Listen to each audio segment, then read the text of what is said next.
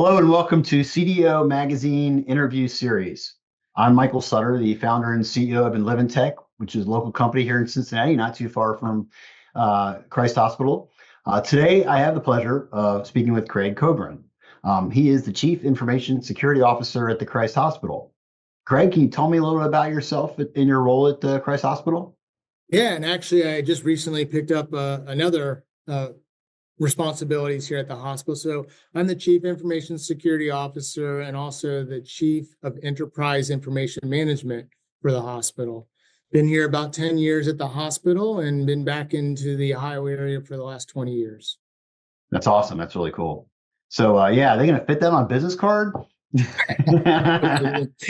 No, I know we don't do business cards anymore. I know, but or I have no idea. No idea. Okay. Well, yeah. So we'll make business cards larger. So cool.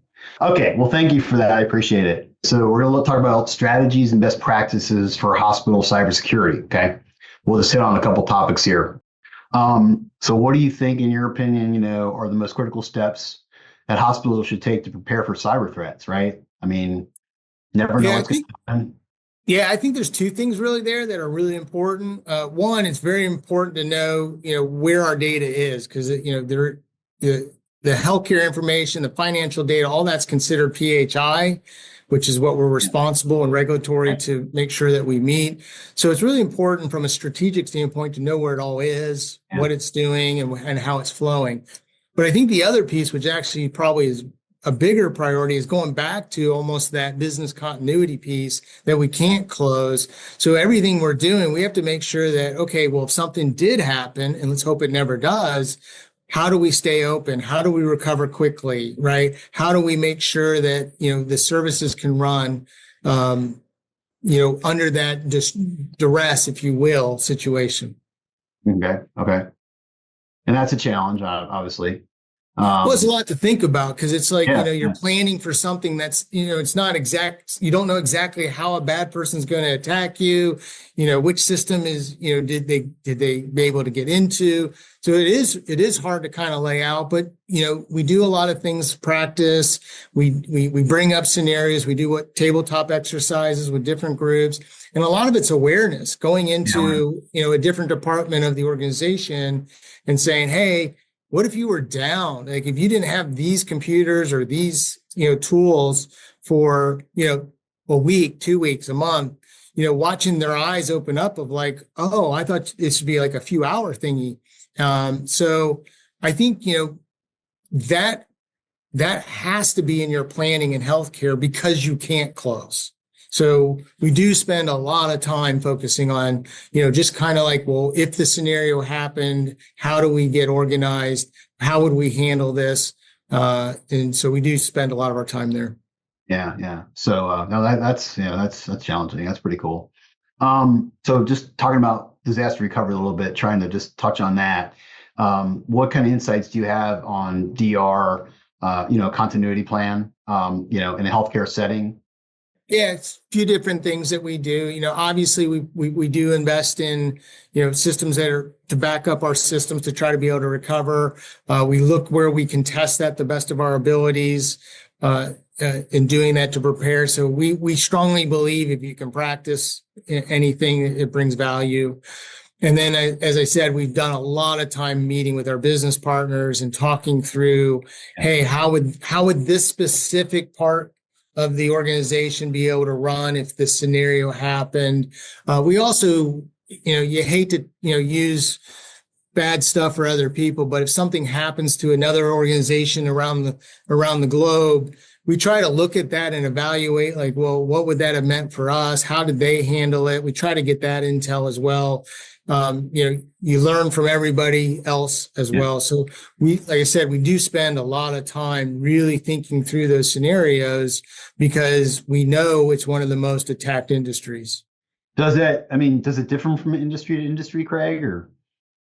You do. You can see the data that, which industries are more attacked than others. Definitely, they've learned that disrupting a hospital's services, how impactful it can be. So it makes that ransom request at least seem like, I want my systems back. Bad guys are, the old saying, why do, bad guys rob banks? That's because it's the money is. So, we have a very critical service that is very sensitive. Plus, we have a treasure trove of information because we have both health information and financial information. So we are right target. And if you go out and look at the data, you'll see that, we're usually in the top one or two. Where do you pull your data from, if you don't mind me asking? There's all different places. I mean, it could be, any type of reporting. There could be things like, the FBI sends stuff out, SAN. I mean, there's a lot of places across that report, Verizon data reports. The breach report comes out yearly. So there's a lot of different places you can pull data from to see like those statistics. Yeah, just trying, like in the interview here, just trying to help other companies who are trying to learn from, know, people like yourself and companies like yourself to figure out, how they could do things better and not end up in a, dangerous situation. So, okay, I appreciate that. So identity management, obviously a growing concern in hospitals, especially with the rise of, remote access, work from home people, third party vendors, all that kind of fun stuff. So again, sort of like may sort of tie into the other thing, but like what kind of strategies do you guys recommend to strengthen identity security? And I mean, sort of how does that work with you guys? Yeah, and this probably did come from my past, is that we're very controlling when it comes to access. So, our desire is that we control all access to all systems. So if I'm remote, you're coming through our authentication tools, even cloud apps. We try to integrate as many as we can with single sign-on infrastructures so that we know that we're in control of your username and password. We can control the complexity of that. If something does happen, we can, ask you to change that password. We can block the account. So we really focus on, when it comes to identity management, is we want to be in control as much of that process as possible. Okay. Does it change a lot though? We mean change. Identity management, is that changing in the industry at all? Or just is it pretty static? Not a lot. I mean, it seems like identity management has been a topic of information security as long as I can remember. You'd have new things like multi-factor authentication on top of that, which I think is important. It is a very, very, very good control, but it's, even those have been circumvented. You used to send it in in an email or a text as your code. Those have they figured out ways to convince people to fall for that. So now you're getting into the, more of an authenticator app, which is comical because it's kind of back to the RSA token idea. Just not the little token that everybody loses. Now it's on your phone.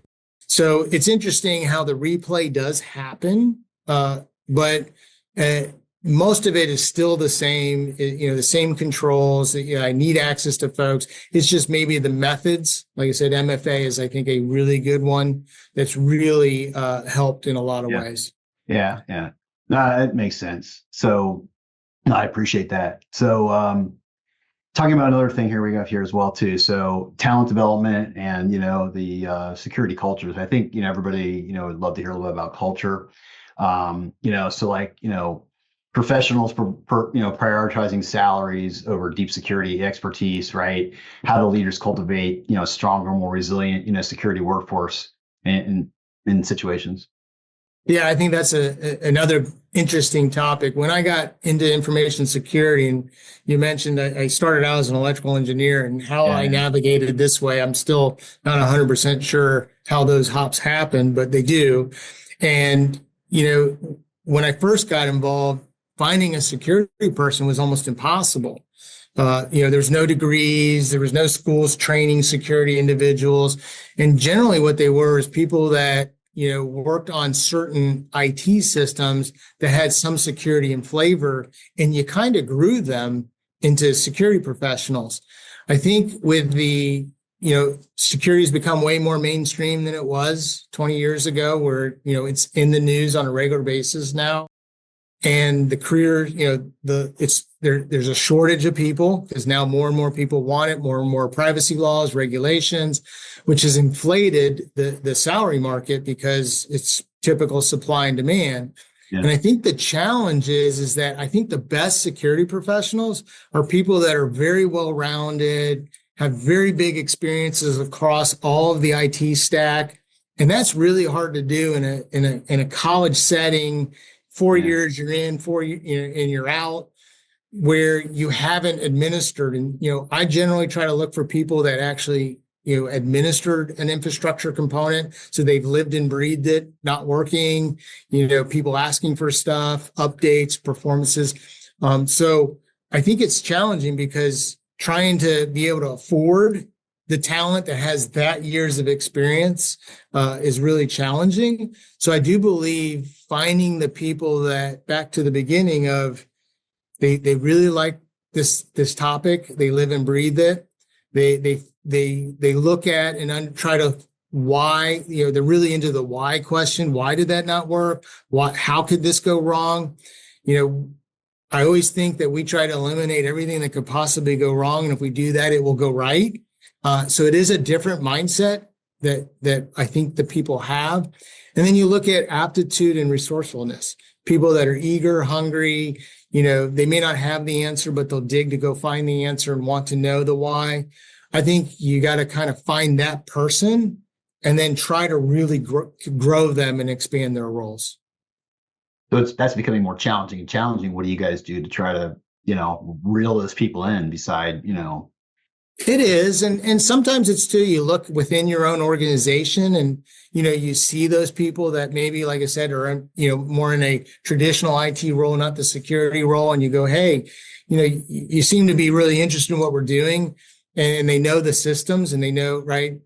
Probably the best person to secure something is somebody that was supporting it in the first place.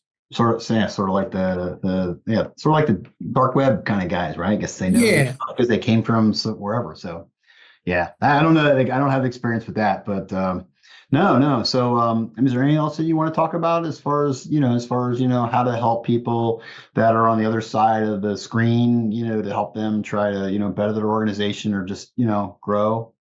I think the biggest thing is dig in, never give up. It's good guys against bad guys. I kind of think sometimes, back as I was a kid, we played cops and robbers, and kind of feel like I'm still doing it a little bit.